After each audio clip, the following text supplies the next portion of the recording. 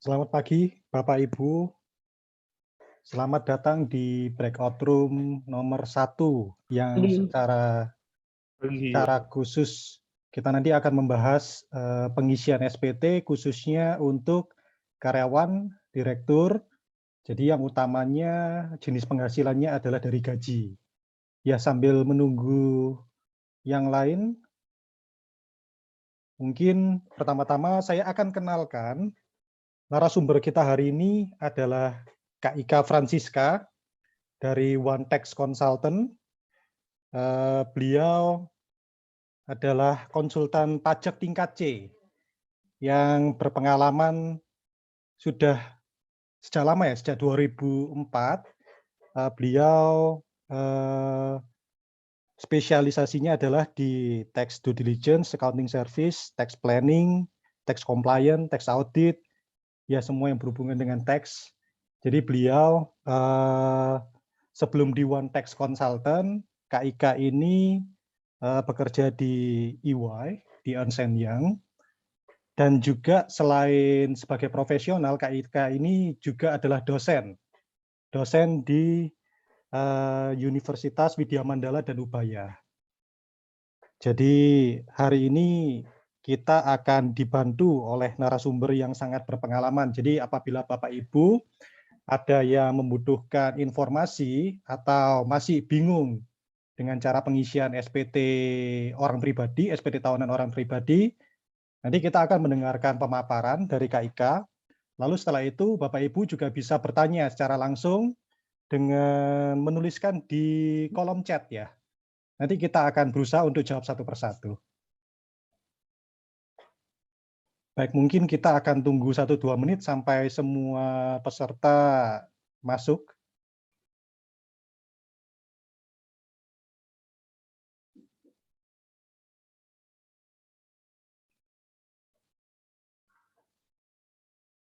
Oke, sepertinya sudah cukup ya.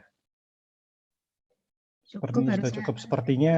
Sepertinya semua sudah mulai masuk ke breakout room masing-masing. Baik, Bapak Ibu, sebentar lagi kita akan mendengarkan pemaparan singkat dari Kak Ika Francisca. Setelah itu, apabila Bapak Ibu ada pertanyaan, Bapak Ibu bisa langsung menuliskan di kolom chat, tidak perlu menunggu sampai pemaparan selesai, tapi kita akan bacakan dan kita akan jawab setelah pemaparan dari Kak Ika Francisca selesai. Dan perlu kami informasikan Bapak Ibu, room ini adalah untuk khususnya kita akan membahas jenis penghasilan untuk karyawan, direktur, jadi yang menerima gaji. Dan apabila Bapak Ibu membutuhkan informasi jenis penghasilan yang lain, kita punya 5 breakout room yang Bapak Ibu bisa masuki. Jadi apabila Bapak Ibu merasa sudah cukup mendengarkan atau memperoleh informasi dari room ini, Bapak Ibu bisa langsung pindah ke room lain, atau Bapak Ibu bisa tetap mengikuti pemaparan dan tanya jawab di room ini. Dan nanti pada pukul 10.45, breakout room nomor 5 yang akan membahas harta, hutang, dan waris akan dibuka. Bapak Ibu yang ingin mengikuti bisa join ke room 5. Baik, agar tidak terlalu lama, kita mulai pemaparan singkat dari Kak Ika Francisca. Waktu dan tempat dipersilakan Kak Ika. Silakan. Oke, thank you Andre. Kak Andre ya harusnya manggilnya ya. Kita sekarang pakai kakak. Oke, selamat pagi Bapak Ibu. Kita di breakout room 1 ya. Saya akan sedikit mulai pemaparan. Saya akan share screen. Oke, apakah layarnya sudah terlihat? Bisa normal. Bisa ya, normal ya. Bisa, Iya, normal. tadi sinyalnya agak ini soalnya. Bersahabat. Iya, sebentar ya. Oke, jadi saya akan memulai pemaparan singkat. Kita ada di room 1, jadi room 1 ini berkaitan dengan wajib pajak orang pribadi karyawan ya, seperti yang tadi Kak Andre jelaskan bahwa yang menerima bukti potong 1721 A1 atau A2. Ya, ini agenda yang mau saya sampaikan ada 5. Saya mau memaparkan sedikit aja tentang SPT, kemudian apa sih persiapan yang harus kita butuhkan waktu kita mau mengisi SPT, kemudian bagaimana kita mengisi melaporkan, lalu ada beberapa hal lain yang mau saya sampaikan, dan kita masuk ke Q&A. Jadi mungkin tidak akan panjang-panjang, kita akan masuk banyak ke Q&A aja Bapak Ibu ya. Oke, yang pertama adalah mengenal SPT. Jadi ini sebenarnya tadi sudah disampaikan oleh Kak Ali di awal ya, bahwa sebenarnya SPT itu untuk melaporkan apa sih? Ya melaporkan penghasilan, aset ya, jangan lupa asetnya jangan sampai ketinggalan. Dan sebenarnya SPT itu muncul karena apa? Karena kita pakai self assessment. Jadi DJP tidak akan ngitung pajaknya kita, tapi kita ngitung sendiri, lapor sendiri, bayar sendiri. Jadi semuanya murni self assessment. Ya, maka kita harus bertanggung jawab karena kita sudah dikasih kepercayaan itu. Nah, di samping itu sebenarnya SPT itu tidak hanya sarana untuk melaporkan dan menghitung pajak yang harus dibayar, tapi juga sarana untuk kalau kita ada kelebihan bayar. Jadi kita juga bisa minta kelebihan bayar itu sarananya juga melalui SPT. Ya, jadi kadang kalau kita melaporkan SPT yang kita ingat cuman, wah saya harus bayar pajak berapa, sebenarnya enggak, karena SPT juga sebagai sarana kita untuk meminta pengembalian dari kelebihan pembayaran pajak. Ya. Nah, syaratnya tadi juga Kak Ali juga sudah menjelaskan panjang lebar, nih saya hanya mengulang saja, intinya harus diisi dengan benar, lengkap, dan jelas, bahasanya bahasa Indonesia ya, satuan mata uangnya rupiah, dan sekarang sudah bisa dilakukan secara online. Dan jangan sampai terlambat ya Bapak Ibu, karena ada sanksi kalau kita terlambat ya. Kalau untuk orang pribadi 31 Maret ini sudah mendekati, makanya kita coba bantu kalau misalnya nanti ada kendala sehingga nggak sampai telat ya, jadi nggak sampai kita kena sanksi. Nah, kalau misalnya SPT saya salah begitu, kita sudah karena mepet deadline, terus wah saya nggak mau telat, ini saya lapor duluan deh. Apakah masih mungkin dibetulkan? Ya, secara aturan masih boleh kok dibetulkan Bapak Ibu. Jadi jangan terlalu takut-takut begitu ya. Kita juga sama-sama belajar. Kalau seandainya nanti ada kesalahan di Undang-Undang KUP itu diperkenankan ada pembetulan SPT sepanjang DJP belum melakukan pemeriksaan. Ya, terus kalau kita SPT-nya lebih bayar, yang tadi kita minta pengembalian tadi, pembetulan boleh dalam jangka waktu 2 tahun sebelum daluarsa penetapan. Jadi 3 tahun setelah berakhirnya tahun pajak ya. Kalau sekarang ini 2021 artinya 22, 23, 24 terakhir kalau kita SPT lebih bayar. Nah, kalau kita sudah kadung diperiksa, gimana nih? Apa kita masih nggak bisa betulin ya? Sebenarnya bisa, kita menggunakan mekanisme pengungkapan ketidakbenaran, tapi ada sanksinya. Itu bedanya kalau yang pembetulan sebelum pemeriksaan itu mungkin kalau ada kurang bayar sanksinya lebih minimal. Kalau kita sudah diperiksa sanksinya tentu saja lebih mahal, ya. Betul pula kalau kita sudah dilakukan pemeriksaan bukti permulaan, masih bisa kita betulkan dan sanksinya atau dendanya lebih banyak lagi ya. Jadi makanya kalau kita nggak mau dibebani dengan sanksi yang semakin banyak ya kita harus di awal itu benar-benar hati-hati. Nanti saya akan coba bantu bagaimana sih kita mempersiapkan mengisi SPT kalau mau mengisi secara mandiri ya. Nah, kalau tidak diisi dengan benar dan lengkap, bagaimana? Nah, kalau kita karena alpa, itu sudah arahnya ke pidana sebenarnya ya Bapak Ibu. Jadi kalau alpa tidak menyampaikan, jadi kita acuh tak acuh terhadap SPT, menyampaikan SPT sudah diawur dan tidak lengkap, keterangannya tidak benar gitu ya, tidak jujur, sehingga menimbulkan kerugian pada pendapatan negara. Nah, ini bisa arahnya ke pidana. Apalagi kalau sengaja begitu ya. Dan sanksinya juga cukup cukup menakutkan karena sudah ada pidana penjara dan denda yang berlipat-lipat. Nah, saya tentu saja tidak mau sampai ke sini Bapak Ibu ya, kita jangan mikir yang itu, kita mikir yang santai-santai aja, kita coba lihat bagaimana sih apa yang harus kita persiapkan kalau kita mau menyampaikan SPT PPh orang pribadi. Yang pertama jangan lupa NPWP ya. Kita semua punya NPWP dan sekarang kita sudah punya akun masing-masing di DJP online ya. Dulu zaman beberapa tahun yang lalu kita masih manual dan mengantri. Nah sekarang itu sudah tereliminasi, apalagi kita sudah nggak boleh lagi berkerumun ya dengan adanya pandemi ini, sehingga kita akan dipermudah dengan cara mengisi melalui akun DJP online. Jangan lupa password-nya. Kalau misalnya lupa password-nya, cari EVIN-nya. Kalau sampai seandainya lupa juga atau hilang EVIN-nya, bisa hubungi ke Kering Pajak ya, atau ke KPP yang bersangkutan untuk kemudian diterbitkan atau diinformasikan kembali EVIN. Ya, lalu jangan lupa juga bukti potongnya Bapak Ibu. Jadi karena di sini adalah room untuk pegawai, maka saya yakin setiap Bapak Ibu sudah menerima 1721A1 ya minta ke pemberi kerjanya masing-masing. Mereka harusnya sudah lapor. Kenapa? Karena untuk 1721A1 itu diterbitkan di Desember. Ya, Desember itu paling lambat dilaporkan tanggal 20 Januari 2022. Jadi kalau pemberi kerja Bapak Ibu sudah melaporkan SPT masa PPh 21 bulan Desember, pasti 1721A1 Bapak Ibu sudah ada, tinggal diminta saja. Ya, bahkan kalau 1721A2 yang PNS itu malah lebih mudah ya, lebih mudah bisa juga secara online. Yang saya tahu seperti itu untuk pensiun bisa secara online. Kemudian selain bukti potong dari gaji, coba dicek apakah kita punya bukti potong dari pihak lain selain gaji. Ya, mungkin kita pernah investasi, kemudian kita dapat bukti potong PPh final atas bunga deposito, gitu ya. Mungkin saya pernah menyewakan kendaraan saya, ini ada kendaraan nganggur nih di rumah, saya sewakan gitu ya. Kemudian ada pemotongan PPh pasal 23 yang kita terima. Atau mungkin PPh pasal 22, nih kita habis beli barang dari luar negeri, lalu ada PPh 22 dan di situ memang tertera nama dan ada NPWP misalnya. Jadi semua pembayaran pajak, mungkin kada kita melakukan angsuran PPh 25, nah itu dikumpulkan. Ya, jadi bukti-bukti yang seperti ini jangan sampai tertinggal, dikumpulkan. Ya, setelah itu kita mulai menginventarisir, mengidentifikasi harta kita ya pada posisi akhir tahun pajak. Artinya kita cek saldo 31 Desember 2021, baik harta maupun utang. Ya, jangan khawatir ini posisi pada satu titik ya. Yang kita perlu cari itu hanya posisi Desember tanggal 31.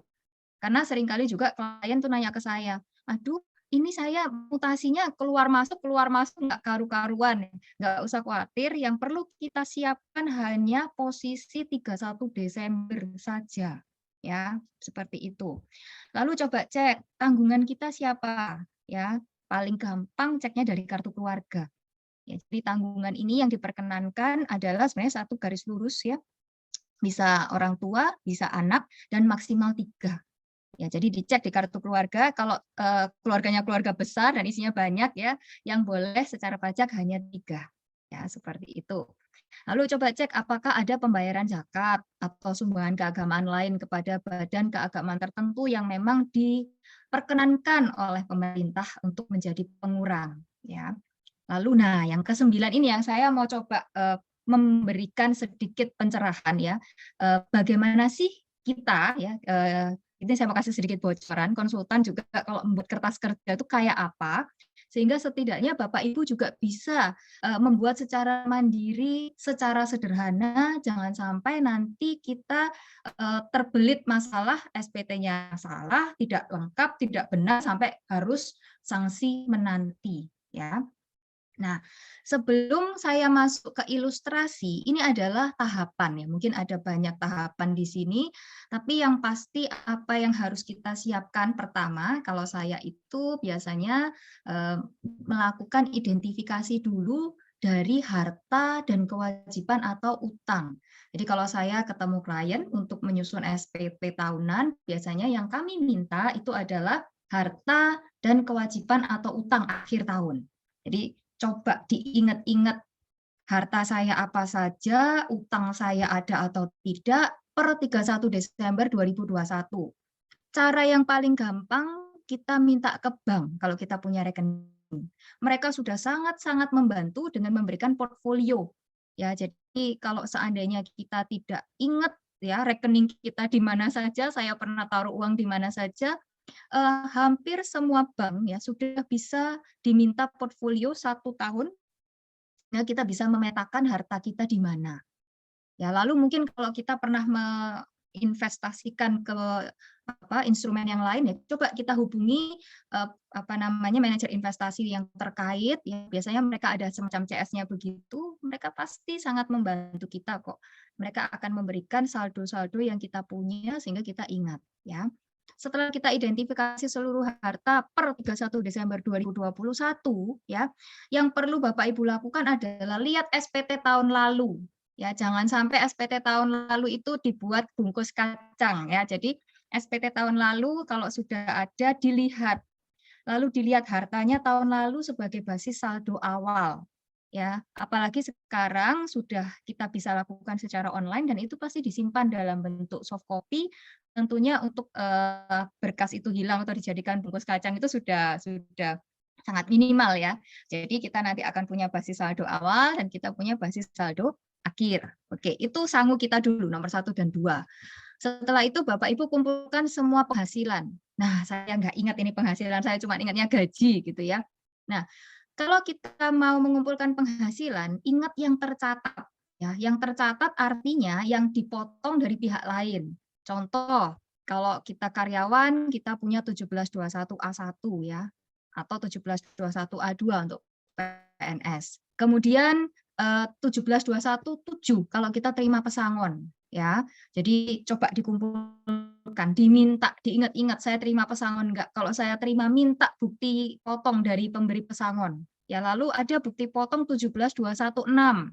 Ya, siapa tahu kita terima upah, honorarium komisaris, jasa kepada mantan pegawai, ya, macam-macam seperti itu. Ya, minta bukti potongnya. Oke, lalu bukti potong untuk deposito ya, ini biasanya bank sudah mempersiapkan salah satunya dengan portfolio tadi. Nah, kalau saya main saham bisa minta ya statementnya.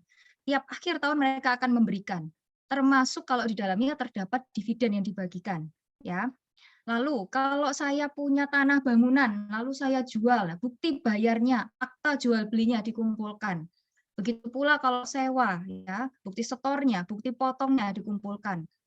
PPh final kalau saya punya simpanan di koperasi, maka biasanya ada bunga yang dibagikan, itu juga ada bukti potongnya, diminta. Dan yang mungkin kalau dapat hadiah undian, kita juga dapat bukti potong, diminta. Ya. Nah, satu lagi untuk tahun 2021 yang perlu kita minta adalah terkait DTP ya. PPh 21 DTP. Coba diminta dari pemberi kerja kalau kita dapat. Oke. Nah, setelah kita kumpulkan semua penghasilan yang ada buktinya, lalu kita coba ingat-ingat apakah kita menerima penghasilan yang nggak kena pajak. Ya, ada warisan, ada hibah, ada bagian laba dari CV, firma, lalu apakah saya dapat klaim asuransi, beasiswa, ya kalau ada bukti pendukungnya kumpulkan, ya kumpulkan, ya. Nah, setelah dikumpulkan semua penghasilan, semua harta, nah sekarang kita coba ingat-ingat biaya hidup. Waduh, ini gimana? Saya ini nggak pernah nyatet gitu ya. Saya bukan orang yang mempunyai pembukuan seperti accountant. Gimana saya bisa mencatat biaya hidup? Tips dari saya, ingat biaya hidup yang tercatat, ya tercatat oleh pihak ketiga. Kenapa harus tercatat oleh pihak ketiga? Karena ini pasti ada buktinya dan bisa dikonfirmasi ke pihak ketiga seandainya DJP mempertanyakan. Contoh, air, listrik, telepon, internet, itu pasti ada bukti yang tercatat ya. PBB, BPJS, premi asuransi, pajak ya, kita bayar pajak kendaraan, PPh, dan mungkin ada bukti-bukti lain yang tercatat yang ada di tempat Bapak Ibu pribadi ya. Coba itu diakomodasi lalu direkapitulasi. Boleh ditulis tangan, boleh diketik, yang penting itu teradministrasikan dengan baik. Oke, dan jangan lupa kalau ada bukti pungutan PPh yang lain, contohnya bukti pungut PPh pasal 22 atas nama istri. Ya, jadi semua di sini adalah atas nama berdua ya. Kalau kita orang pribadi itu kalau kita sudah menikah, maka suami dan istri adalah satu kesatuan ekonomis ya Bapak Ibu. Sehingga jangan sampai kita cuma melihat punya suami saja lalu punya istrinya lupa. Karena yang kemarin saya juga sempat mengerjakan SPT klien saya itu, dia bilang, "Ya ini harta saya sudah ini saja." Oke, kita coba proses, kita masuk tuh pakai e-form. Nah, e-form sekarang pre-populated, seperti yang tadi dijelaskan oleh Kak Ali. Apa yang dimaksud pre-populated? Informasi pihak ketiga itu bisa otomatis langsung terisi di situ. Nah, apa yang terjadi dengan SPT klien saya tadi, tiba-tiba saya menemukan di e-form-nya tertulis bunga deposito dan bunga obligasi sejumlah sekian. Nah, padahal di hartanya dia bilang, I don't have any deposit, I don't have any obligasi. Nah, terus punya siapa? Usut punya usut atas nama istri.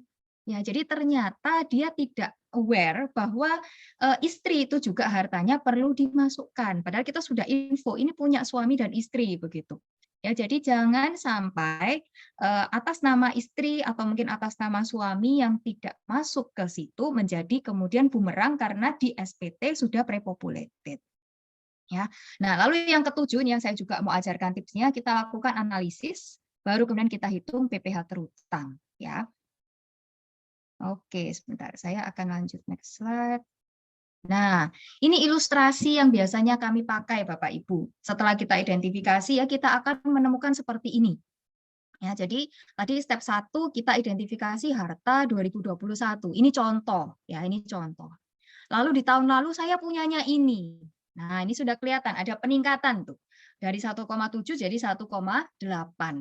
Peningkatan harta itu pasti sumbernya dari income. Ya, itulah memang yang dimasukkan oleh DJP dalam pasal 4 Undang-Undang PPh bahwa semua yang menambah kekayaan itu adalah objek pajak. Dalam hal ini kalau kita lihat dari 1,7 menjadi 1,8 itu artinya akan ada penghasilan yang membooster ya kan ada penghasilan yang membooster. Maka kita cek penghasilan saya apa saja. Ya, ini dari bukti-bukti yang kita terima, ternyata saya punya catatan sekian 36 juta. Oke. Lalu jangan lupa kita juga harus inventarisir biaya hidup. Nah, ini contoh ya tadi ya dari bukti tercatat dari yang ada, dia juga ingat-ingatlah pengeluaran estimasi. Nah, setelah kita kumpulkan 1, 2, 3, dan 4, kita lakukan analisis yang paling bawah ya. Harta awal 1,7, kita tambahkan penghasilan, kita kurangi estimasi biaya hidup. Ya. Artinya berdasarkan analisis ketemu harta saya 1,8, 1871. Nah, padahal berdasarkan data yang kita kumpulkan ada 1847 nih. Ada selisih. Nah, atas selisih itu kita bisa cek dulu Bapak Ibu. Kalau selisihnya seperti ini, kemungkinan apakah mungkin ada harta yang belum masuk di sini atau mungkin biaya hidup saya kurang. Jadi saya harus menambah biaya hidup. Ya, atau mungkin 24 juta itu, oh iya ini ada uang tunai saya belum masukkan. Nah, misalnya seperti itu. Ya. Jadi analisis ini akan membawa kita pada kemudian harta yang kita laporkan di SPT menjadi betul. Ya, jadi belum tentu harta yang dilaporkan di SPT itu 1847 karena harta yang kita laporkan di SPT harusnya adalah confirm dengan hasil analisis ini. Ya, begitu pula biaya hidupnya. Memang biaya hidup tidak pernah kita laporkan di SPT, tapi kita harus punya catatan ya Bapak Ibu ya. Jadi dengan adanya sosialisasi hari ini, saya harap mulai sekarang Bapak Ibu mempersiapkan semacam kertas kerja seperti ini sebagai pendukung SPT. Jadi jangan hanya mengisi SPT langsung, tapi kita juga harus punya pendukung supaya di kemudian hari, kalau misalnya ada pertanyaan terkait SPT saya bisa menjelaskan bahwa saya memperoleh angka tersebut dari mana saja. Begitu Bapak Ibu. Dan jangan sekali-sekali mengisi nilai harta dengan nol ya, dengan kosong. Karena kalau harta diisi dengan nilai kosong, itu akan memberikan kesulitan bagi Bapak Ibu sendiri. Kalau nanti mau beli apa-apa nggak punya uang ya, nggak punya harta. Ya, dan juga kalau itu ada rumah atau tanah bangunan di kemudian hari kalau kita mau berikan kepada anak, nah itu menjadi sulit ya. Karena di SPT kita tidak punya. Padahal syarat salah satu kalau kita memberikan kepada anak itu adalah harta tersebut sudah dilaporkan di SPT si pemberi. Ya, hati-hati seperti itu ya. Saya harap kertas kerja ini bisa membantu. Silakan kalau Bapak Ibu ada yang mau didiskusikan atau mau ditanyakan untuk membuat kertas kerja atau hal lain, monggo silakan. Nah, selanjutnya setelah kita mengidentifikasi harta, ya, jadi kertas kerja yang ini sebenarnya hanya untuk menentukan harta, ya. Nah, selanjutnya kita mulai ngitung pajak. Sebenarnya kalau ngitung pajak itu di SPT sudah otomatis Bapak Ibu. Jadi sekarang kalau Bapak Ibu sudah memastikan nilai harta sesuai kertas kerja tadi dan sudah yakin dengan penghasilannya, tapi Bapak Ibu mungkin nggak seberapa ngerti mengisi secara online, Bapak Ibu bisa bawa datanya yang sudah dicatat tadi, bawa ke KPP, minta petugas bantu. Itu sangat dimudahkan. Ya, mereka punya relawan-relawan pajak yang sangat kompeten kok untuk membantu Bapak Ibu. Nah, apabila Bapak Ibu mau menghitung sendiri, boleh ya. Caranya adalah pertama, penghasilan itu kita kelompokkan Bapak Ibu. Ya, di SPT 1770S ya, SPT untuk orang pribadi itu dibagi menjadi gaji ya, penghasilan lain, lalu bukan objek pajak dan yang penghasilan yang final. Ya, jadi nanti kita klasifikasikan satu-satu. Kalau dari ilustrasi yang tadi, gaji kita masukkan di sini, nanti diisikan di induk. Kemudian bunga deposito kita masukkan yang final, kupon obligasi kita masukkan yang final. Nah, kalau ada pertanyaan yang final itu apa saja, toh saya tidak ngerti, silakan buka SPT-nya, buka 1770S lampiran 2, di situ sudah ada daftarnya apa saja yang final, Bapak Ibu. Tinggal dilihat ya. Jadi Bapak Ibu nggak perlu buka undang-undang ya atau peraturan-peraturan yang banyak, buka saja SPT 1770S lampiran 2, itu sudah ada list daftar apa saja yang final. Oke, selanjutnya yang bukan objek pajak apa saja? Lihat di 1770S lampiran 1. Ya, di situ ada. Nah, khusus untuk dividen ya, sejak berlakunya Undang-Undang Cipta Kerja, itu kita punya pilihan Bapak Ibu. Kita mau dividen ini kita bayar pajaknya 10% atau kita mau ungkap sebagai bukan objek pajak. Kalau kita bayar pajak, ya kita tinggal bayar saja, bayar dengan menggunakan e-billing 10%. Kalau kita nggak mau bayar, kita memasukkan sebagai bukan objek pajak, gimana caranya? Kita masukkan ke dalam investasi di dalam negeri selama 3 tahun, jangan dialihkan. Dan setelah itu kita harus lapor realisasi. Ya, jadi kalau di contoh ini saya anggap orang yang bersangkutan mau melakukan investasi dan kemudian melaporkan realisasi investasi sehingga dividennya masuk ke dalam kriteria bukan objek pajak. Oke, lalu ada penghasilan yang lain mungkin. Nah, ini contohnya tadi ya dari harta kelihatan perhiasannya 50 lalu menjadi 40. Oh, nah, hati-hati juga ya. Kalau kita pas menyandingkan harta, lalu hartanya kita ada yang berkurang, itu pasti ada tindakan yang telah kita lakukan. Dan ini juga yang dilakukan oleh pihak KPP atau AR ketika menganalisis harta kita. Harta yang turun ataupun harta yang naik. Ya, kalau harta turun berarti ada yang dijual, kalau harta naik berarti ada yang dibeli. Ya, seperti itu. Nah, kalau tadi perhiasannya turun, asumsikan aja ini dapat untung saya jual perhiasan, untungnya 1 juta. Ya, oke. Nah, dari sini apa yang perlu kita lakukan ya? Untuk yang bagian bukan objek pajak dan yang final, itu kita nggak usah hitung pajaknya. Yang final sudah selesai. Ya, dari bukti potong yang kita terima dari bank, itu kelihatan sudah dibayar pajak dan itu karena final. Final artinya finish, sudah selesai. Nggak usah hitung pajak lagi. Ya, sedangkan yang bukan objek pajak, ya karena bukan objek ya nggak usah ngitung pajak. Hanya yang 2 ini yang kita perlu hitung lagi Bapak Ibu. Ya, caranya ini ada rumus ya. Sebenarnya ini tinggal masukkan saja di SPT, dia sudah langsung otomatis ngitung kok ya. Jadi 500 ditambah 1, kemudian jangan lupa tanggungannya. Tadi yang sempat saya singgung di awal bahwa kita harus hitung berapa tanggungan yang kita bisa masukkan. Contoh saja ini status tanpa tanggungan ya, menikah tanpa tanggungan sehingga 58.500.000, ketemu PKP, ketemu PPh-nya, ya. Kemudian bukti potong yang dari perusahaan 1721A1, PPh-nya berapa kita masukkan, ketemulah kurang bayar. Bayarlah 250.000 itu kurang bayarnya. Ya, itu seperti ini kalau kita mau menghitung PPh. Tapi sekali lagi ini sudah tersedia dengan sangat-sangat mudah melalui aplikasi e-form. Nah, sekarang bagaimana cara kita mengisi dan melaporkan SPT, Bapak Ibu? Dulu ada satu cara lagi ya, yaitu melalui ISPT. Tapi sejak 28 Februari aplikasi itu sudah tidak bisa dipergunakan dan sekarang hanya ada 2 yang ditawarkan oleh DJP, yaitu melalui e-filing atau e-form PDF. Ya. E-filing ini banyak juga yang memanfaatkan. Jadi masuk ke DJP online, mengisi secara real time, ya langsung ngisi begitu kayak kita ngisi Google Form ya. Jadi ngisinya langsung saat itu, internet kita harus bagus. Nah, kelemahannya adalah kalau kita sudah ngisi, apa yang kita isi itu nggak bisa kita cetak. Ya, yang lalu saya juga sempat ditanya, ada teman saya itu dia membantu orang tuanya untuk mengisi e-filing. Nah, tahun berikutnya dia nanya, ini terus saya mau tahu datanya yang tahun lalu saya isi bagaimana gitu. Dia tidak bisa cetak, satu-satunya cara dia harus ke KPP ya untuk meminta karena isian dari e-filing itu yang simpan di kantor pajak.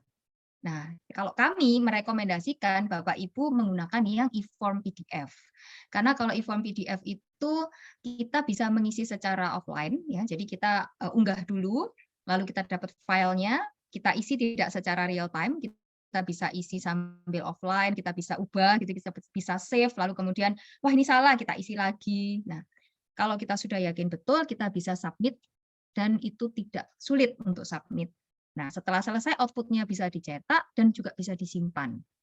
Ya, tujuannya tentu saja kalau tahun depan kita mau lakukan kertas kerja lagi, kita punya basis saldo awal ya, kita punya memori bahwa yang kita laporkan tahun lalu apa, dan kalau salah pun kita ingat salahnya di mana, segera lakukan pembetulan sebelum diperiksa. Ya. Oke, ini ada jenis dari e-form, ada 1770S, 1770, dan SPT 1771. Untuk Bapak Ibu yang ada di breakout room ini ya, kami membagi pada wajib pajak yang karyawan, sehingga pasti yang dipergunakan adalah SPT 1770S karena menerima 1721A1 ya.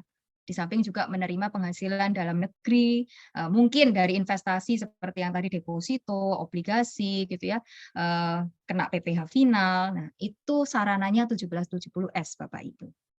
Nah, sekarang saya mau mengenalkan sedikit SPT ya. Mungkin bagi Bapak Ibu yang sudah pernah mengisi sebelumnya bisa dibuka SPT-nya tahun lalu ya.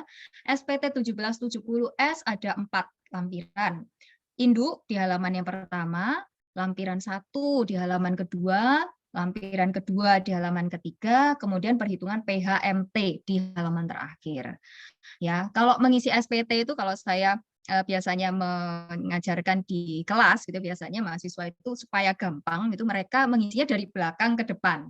Ya, dari belakang artinya kita akan ketemu dengan PHMT dulu. Ya, begitupun kalau di e-form seingat saya juga dia akan diarahkan ke yang paling belakang dulu, ya. Nah, PHMT ini adalah untuk suami istri yang memang NPWP-nya sendiri-sendiri, entah karena memang sudah ada prenuptial agreement, jadi perjanjian nikah, pisah harta, atau memang suami istri ini tidak pisah harta, tapi menghendaki NPWP sendiri-sendiri. Ya, jadi apabila Bapak Ibu termasuk yang begitu, maka lampiran ini wajib diisi. Ya, nah apabila tidak, maka yang pertama kali kita isi adalah bagian ini. Ya, bagian ini lampiran 2. Di lampiran 2 apa yang kita isikan? Lampiran 2 itu adalah penghasilan yang bersifat final dan harta. Ya, jadi ini contekannya tadi ya Bapak Ibu, kalau kita punya penghasilan lalu kita ingin tahu yang ini final atau enggak gitu ya. Nah, yang final ya ini cuman poin 1, 2, 3 dan seterusnya. Termasuk nomor 13, hati-hati penghasilan istri dari satu pemberi kerja. Ya, jadi kalau suami dan istri sama-sama bekerja sebagai karyawan dan istri hanya mendapatkan 1721A1 ya, berarti kan hanya 1, maka penghasilan istri bisa masuk ke sini sebagai penghasilan yang final, Bapak Ibu. Nah, oke, kita kembali ke ilustrasi yang kita sudah bahas tadi.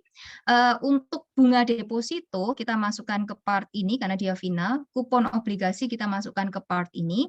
Nah, dividen seandainya tidak dimasukkan sebagai investasi ya, maksudnya tidak mau sebagai bukan objek pajak, maka akan masuk ke sini.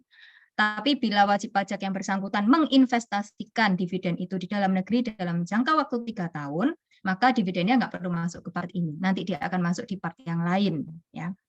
Nah, selanjutnya bagian harta, Bapak Ibu. Ya, harta ini jangan lupa diisi ya, jangan sampai ketinggalan. Ya, harta apa saja yang masuk? Ya ini, harta yang tadi contoh kita per 31 Desember 2021.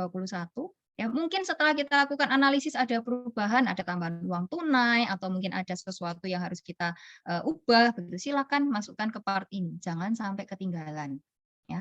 Tahun perolehan diisi tahun perolehan dari harta tersebut.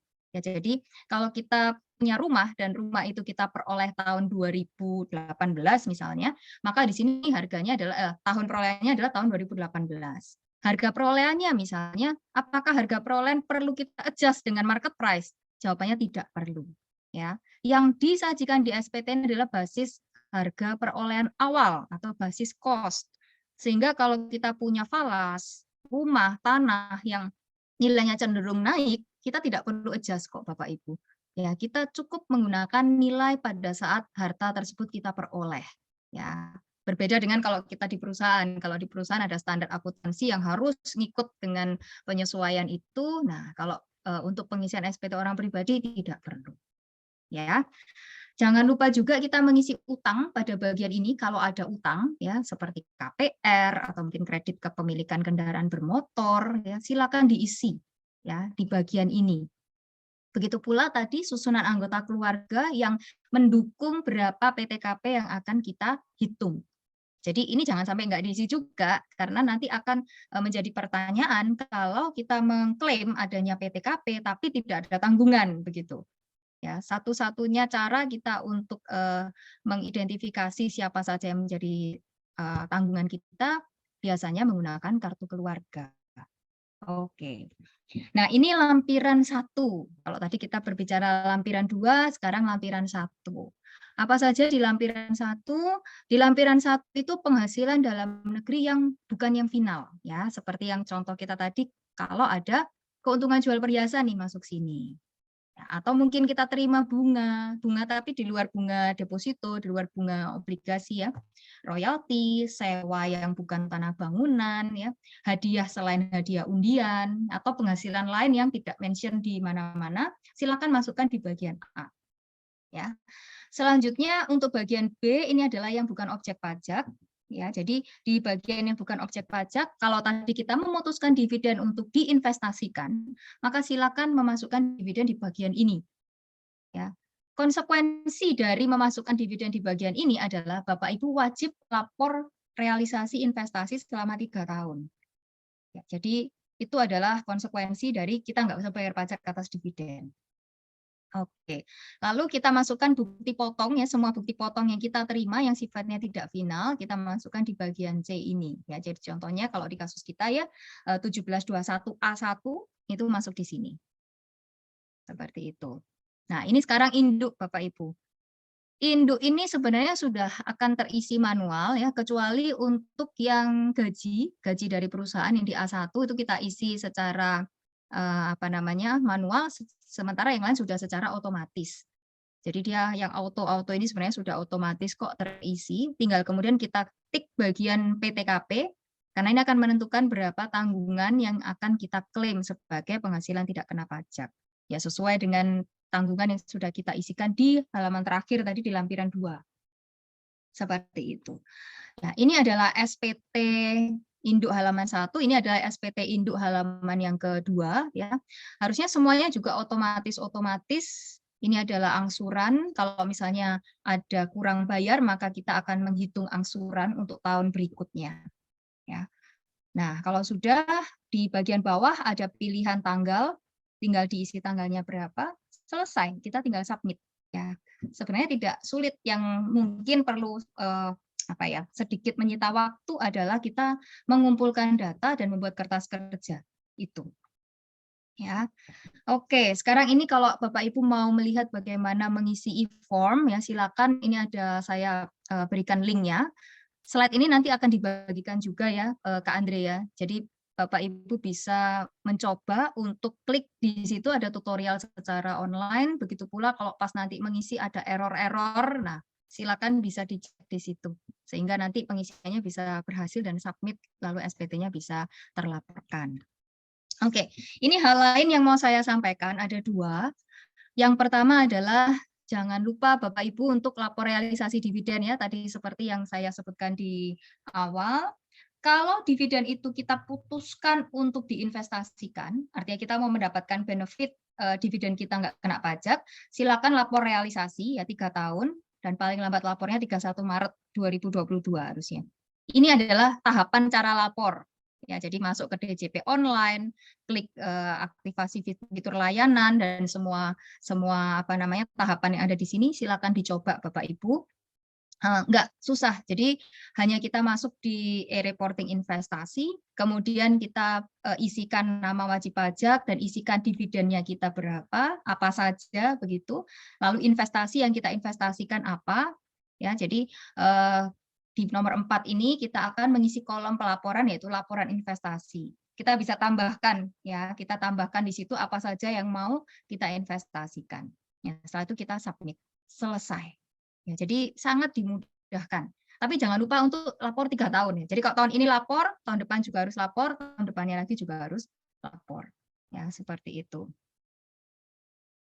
Oke, nah yang selanjutnya adalah untuk Bapak Ibu yang mendapatkan DTP, PPh 21 DTP selama tahun 2021, jangan lupa minta ke pemberi kerja ya. Saya dapat DTP tahun ini berapa sih?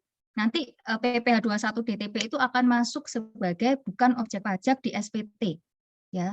Jadi ini jangan sampai lupa karena dia juga akan masuk sebagai bagian yang harus kita laporkan di SPT tahunan PPh orang pribadi kita. Ya, seperti itu yang mau saya sampaikan Bapak Ibu. Kita akan masuk ke seksi Q&A ya Kak Andre. Dan tadi ada message dari Kak Ali kayaknya Kak Andre ya. Ya, jadi Bapak Ibu, saat ini breakout room nomor 5 yang membahas tentang harta, hutang, dan waris telah dibuka.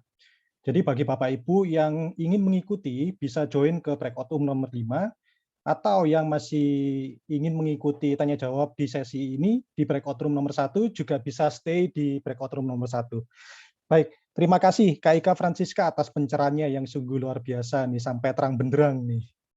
Ya, jadi Semoga untuk Bapak Ibu yang baru hadir, yang baru join, jadi sedikit aja Kak Ika Francisca ini adalah konsultan pajak tingkat C dan juga kuasa hukum pengadilan pajak di One Tax Consultant. Oke, jadi kita langsung masuk ke sesi Q&A di breakout room nomor 1. Ya, saya akan bacakan dan kita akan coba jawab satu persatu. Baik, pertanyaan pertama dari Ibu Besti. Apabila suami sebagai direktur dan mempunyai saham di PTA dan menerima gaji sebagai direktur, dan istri juga menerima penghasilan gaji sebagai finance manager dan mempunyai saham di PTA juga, apakah gaji istri bisa dilaporkan di lampiran 3 form 1770 ya, bagian A nomor 15, status tidak pisah harta. Ya, jadi 1770 ini penghasilan istri dari satu pemberi kerja ya, lampiran 3 bagian A nomor 15. Iya, thank you Kak Andre. Ini langsung dijawab aja ya atau Ya, bagaimana? jadi Langsung kita ya. langsung jawab aja Kak Ika. Oke, Ibu Besti ya. Masih ada di sini nggak ya Ibu ya? Masih Bu. Oke. Nah, ya kalau misalnya kita bisa interaktif lebih baik Ibu. Ya, selamat pagi. Iya, ini mungkin yang dimaksud SPT 1770S Ibu. Ya, mungkin saya salah. Lampiran 2 mungkin ya kalau di 70. Iya, yang tadi. Betul, betul. Mungkin yang jadi ragu adalah kalau ini suami dan istri pada perusahaan yang sama gitu ya maksudnya ya Ibu ya. Apakah kemudian suaminya punya saham, apakah ini yang dinamakan usaha suami enggak gitu? Oh ya, jadi kalau kita lihat di undang-undang itu kan ada ya di pasal 8 yang nggak bisa digabung itu. Nah, pengertian usaha atau pekerjaan bebas suami ini mengarah pada usaha pribadi, Bu. Jadi bukan sebagai karyawan. Kalau di sini kan sebagai karyawan PT. Ya, jadi kalau saya memahami ini bisa masuk ke situ karena ini bukan usaha suami. Usaha itu artinya suami punya usaha. Usaha itu bukan PT. Jadi usaha itu pribadi. Seandainya suami punya katakanlah UD begitu. Nah, ini kan usaha suami. Tapi kalau yang ini kan sudah berbeda entitas. Jadi tidak masuk dalam pengertian yang nggak bisa dimasukkan di SPT itu. Jadi kalau saya bilang bisa Ibu dimasukkan jadi masuk sebagai penghasilan final ya. Oke, terima kasih ya. Iya, thank you. Ika, ya. Ya, saya Ika, Ibu. Iya. Mungkin ada yang masih kurang jelas, Ibu? Cukup jelas. Oke, Cukup thank jelas, you. ya. Bisa. Thank you. Bisa lanjut, Kak Andre. Oke, kita ke pertanyaan berikutnya. Saya pekerja dapat bukti potong. Namun PPh terutang dan yang dipotong ada selisih 115.326. Jadi yang dipotong 1.883.686, yang terutang 1.768.360. Yang dipotong lebih besar dari yang terutang PPh-nya. Saya tanya ke perusahaan, katanya ini DTP. Solusi pelaporan SPT pribadi saya bagaimana, Bu? Ya, ini dari Pak Edion. Pak Edion ya. Pak Edion masih di sini, Bapak? Masih, Bu. Oke, sip. Nah, jadi kalau DTP sebenarnya kita perlu melaporkan, Pak, seperti yang tadi saya sampaikan di slide. Jadi ketika kita ada PPh 21 DTP, silakan Bapak minta datanya ke pemberi kerja ya, ke perusahaan, rinciannya berapa yang sudah mereka laporkan di laporan realisasi DTP atas nama Bapak. Nah, itu akan masuk di SPT Bapak di bagian bukan objek pajak. Nah, kalau misalnya setelah Bapak memperoleh itu dan masih ada selisih, nah yang patut dipertanyakan apakah perhitungan PPh 21 yang sudah dilakukan perusahaan itu sudah tepat gitu. Takutnya ada salah ngitung.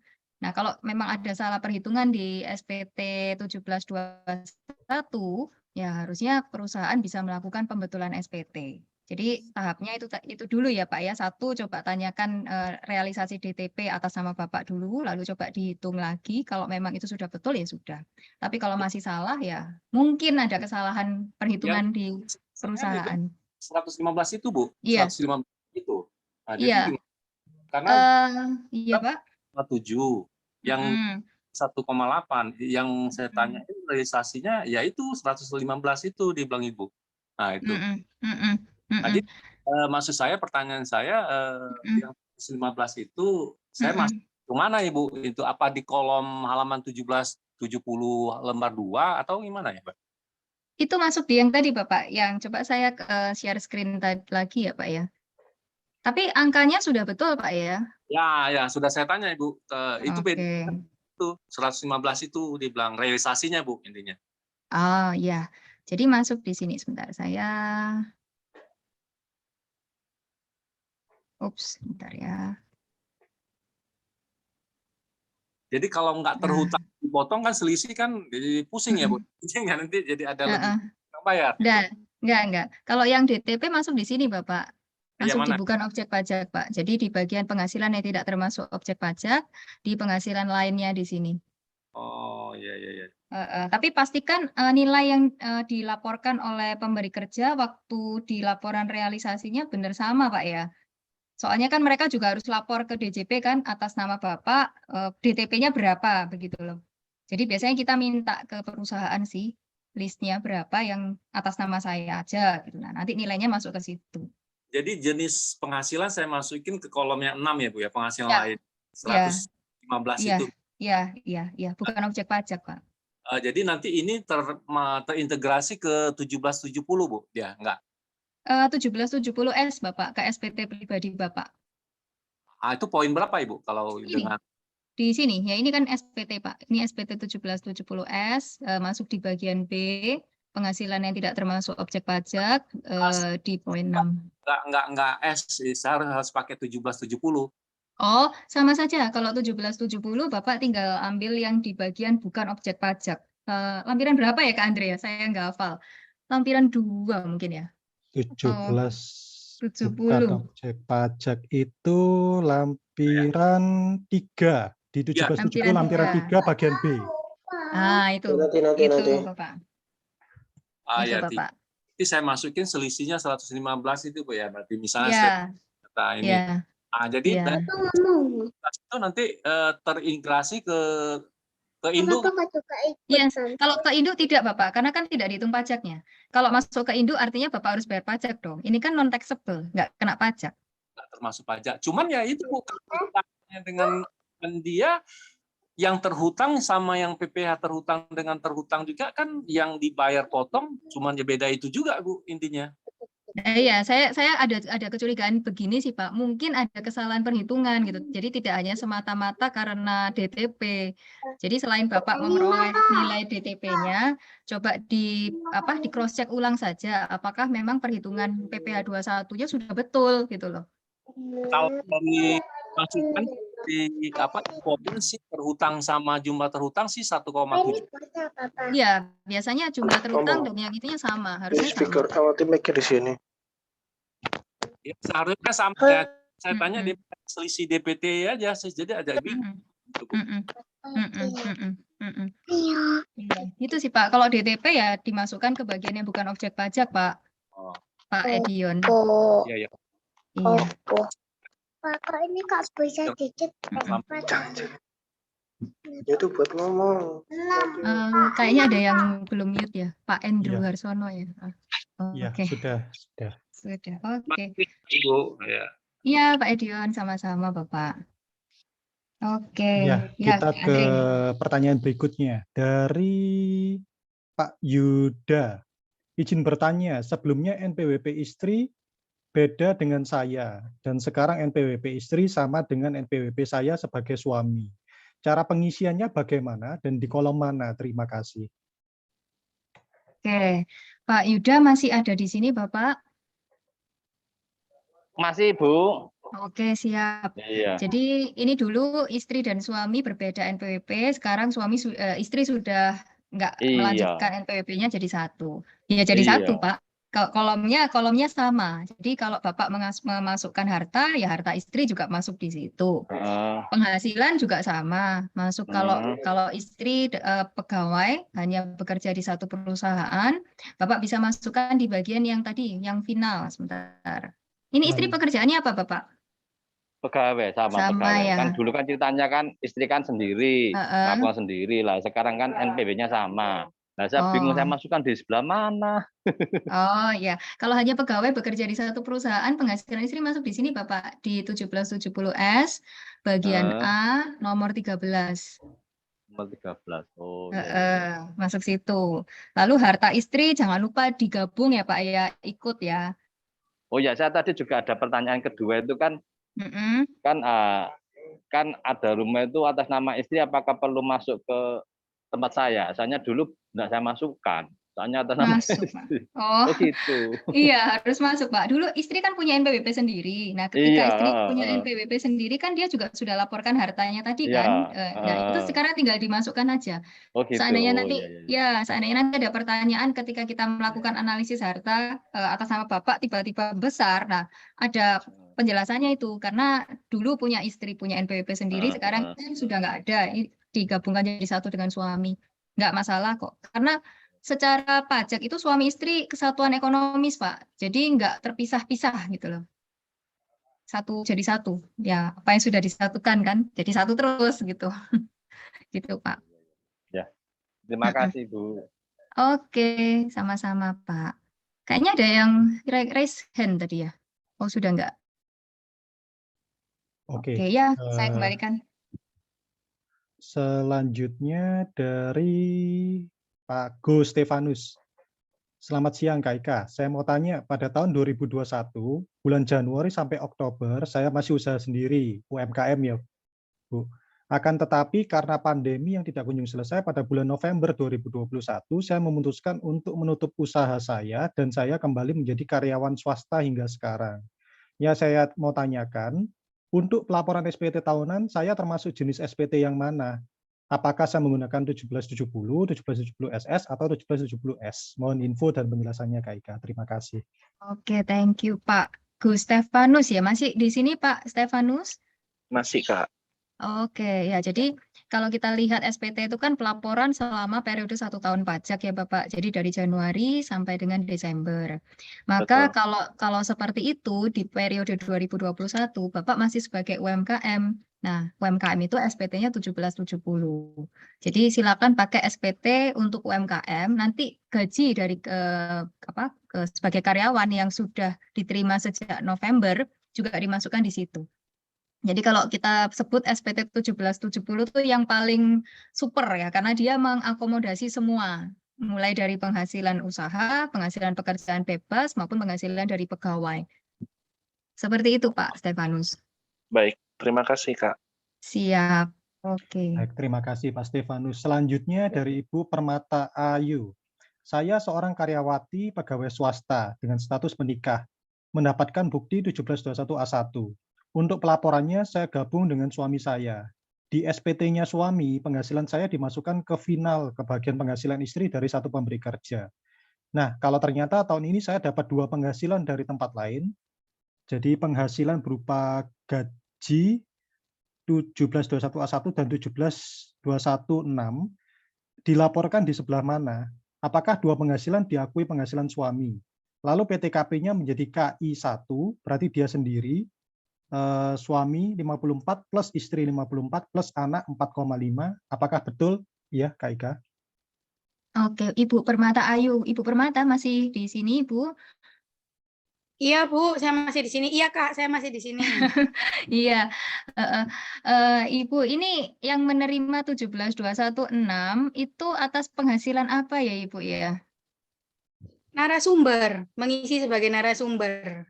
Oh, nah itu kita harus cek apakah masuk ke pekerjaan bebas, Ibu. Jadi kalau misalnya sebentar, saya boleh share screen sebentar ya.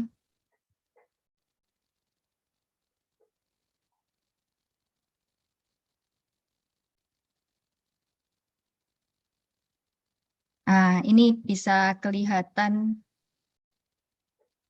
Jadi ini adalah per 16.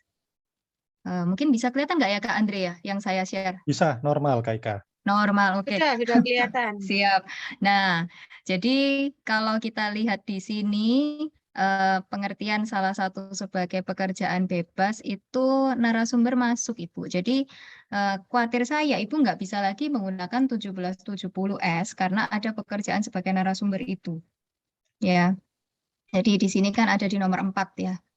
Jadi harus SPT-nya menjadi 1770 dan memang betul digabung dengan suami. Digabung, jadi ditambahkan penghasilan yang Ibu terima dari pekerjaan sebagai narasumber itu tidak lagi masuk sebagai penghasilan yang bersifat final, Ibu. Tapi harus ditambahkan dan digabung dengan suami. Apa namanya? Seperti itu, nggak bisa lagi menggunakan 1770S. Dan PTKP-nya juga menjadi KI ya, Ibu, karena digabung dengan suami. Seperti itu. Apakah cukup jelas, Ibu? Jadinya gara-gara ini masuk pekerjaan bebas, pakainya 1770. Iya, iya. Jadi memang kalau kita lihat pekerjaan di secara pajak itu kan dibagi usaha, pekerjaan bebas, kemudian sebagai karyawan ya sebagai pegawai. Nah, kalau kita murni pegawai ya 1770S. Ketika kita sudah memperoleh penghasilan dari usaha atau pekerjaan bebas, SPT-nya naik tingkat itu. Jadi 1770.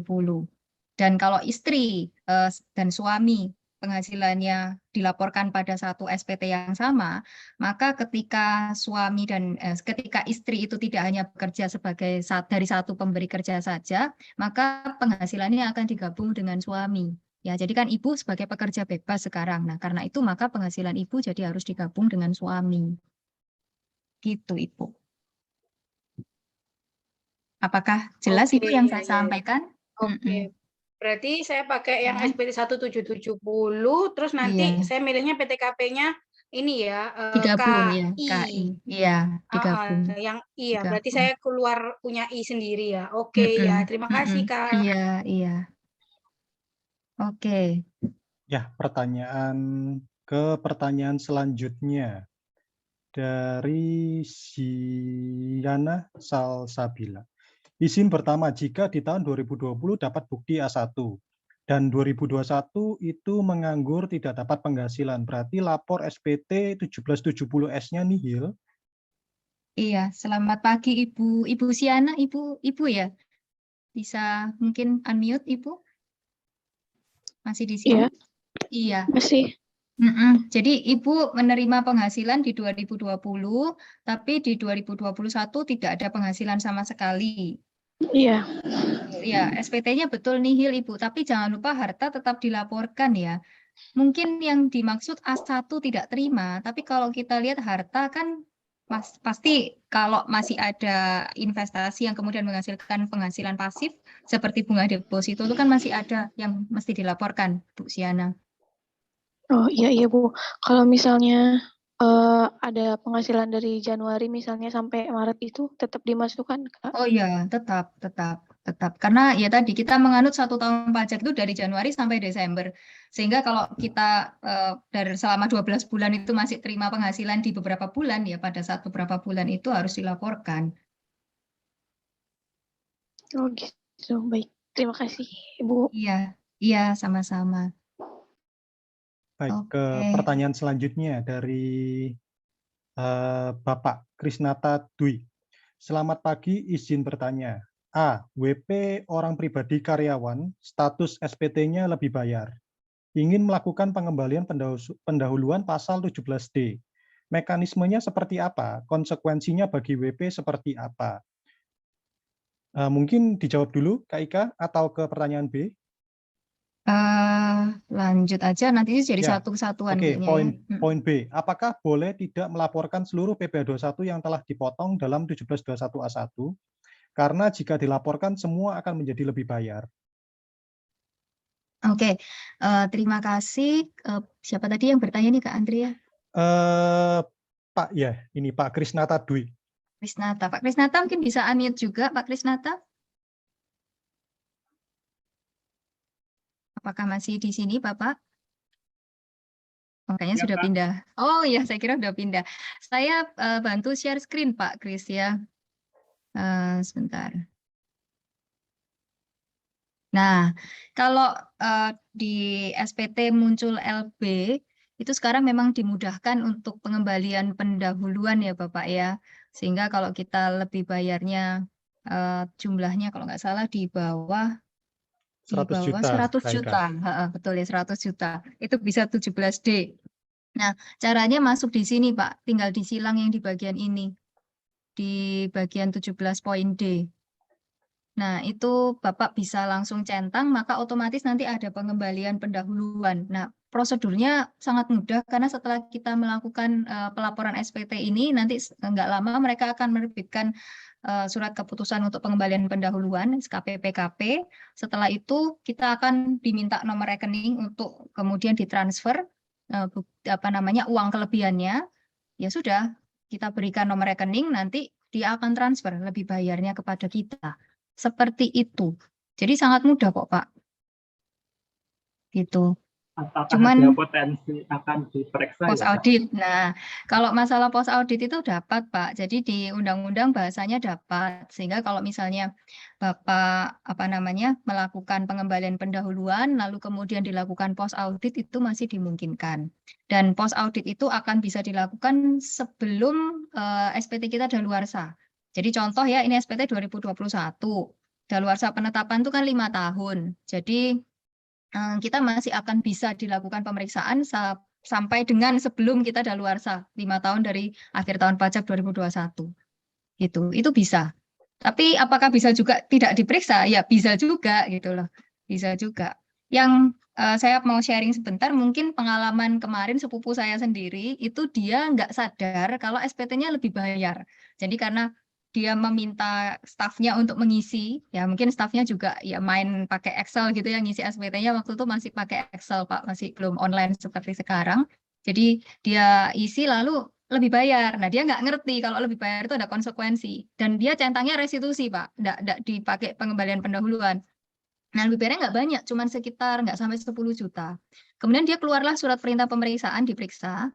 Tapi berhubung nilainya nggak besar, juga ini hanya karyawan ya. Kelihatannya kemarin juga selesainya sangat mudah kok Pak pemeriksaannya.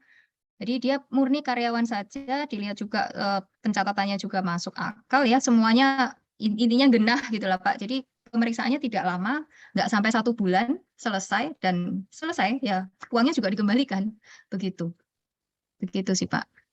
Ya, tapi kalau kita khawatir dilakukan pemeriksaan ya memang itu kadang-kadang was-was sendiri ya. Jadi makanya kan di pertanyaan Bapak yang nomor 2, kalau kita ada kelebihan, boleh enggak kalau kelebihannya itu kita nggak klaim gitu ya. Kembali lagi di undang-undang juga bahasanya dapat. Tapi seandainya ya, ini seandainya saja. Bapak kemudian tidak mengklaim itu dan kemudian Bapak ya diperiksa. Nah, Bapak sudah kehilangan hak Bapak. Jadi sudah merelakan lebih bayar itu sebagai bagian dari yang tidak akan mungkin diminta. Meskipun sama-sama toh nanti juga diperiksa. Cuman memang bedanya kalau pas kita lebih itu kan pasti diperiksa ya. Kalau kita kurang bayar kan belum tentu kita diperiksa. Begitu Pak.